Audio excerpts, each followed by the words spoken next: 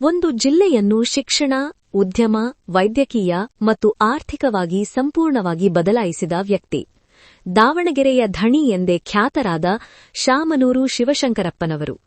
ಎಲ್ಕೆಜಿಯಿಂದ ಎಂಬಿಬಿಎಸ್ವರೆಗೂ, ಶಾಲೆಗಳಿಂದ ವೈದ್ಯಕೀಯ ಕಾಲೇಜುಗಳವರೆಗೆ, ಬ್ಯಾಂಕುಗಳು, ರೈಸ್ ಮಿಲ್ಗಳು, ಸಕ್ಕರೆ ಕಾರ್ಖಾನೆಗಳು.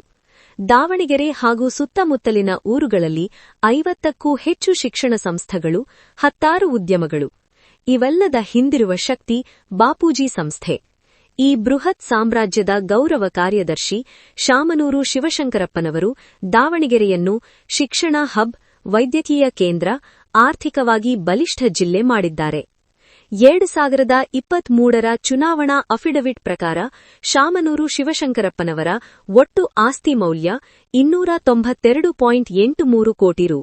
ಬ್ಯಾಂಕ್ ಠೇವಣಿಗಳು 63.96 ಕೋಟಿ, ಕಂಪನಿ ಹೂಡಿಕೆ 85.32 ಕೋಟಿ, ಚಿನ್ನ, ವಜ್ರ, ಬೆಳ್ಳಿ 2.24 ಕೋಟಿ, ವಾಹನಗಳು 73 ಲಕ್ಷ, ಕುಂದವಾಡ ಗ್ರಾಮದಲ್ಲಿ ಭೂಮಿ 35 ಕೋಟಿ ರು.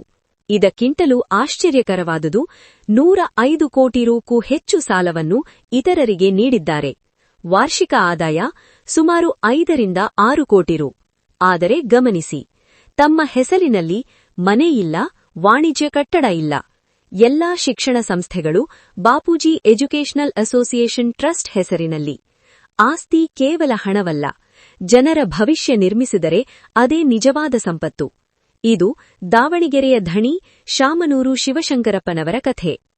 ಇಂತಹ ಇನ್ಸ್ಪೈರಿಂಗ್ ಕಥೆಗಳಿಗಾಗಿ ಲೈಕ್, ಶೇರ್, ಸಬ್ಸ್ಕ್ರೈಬ್.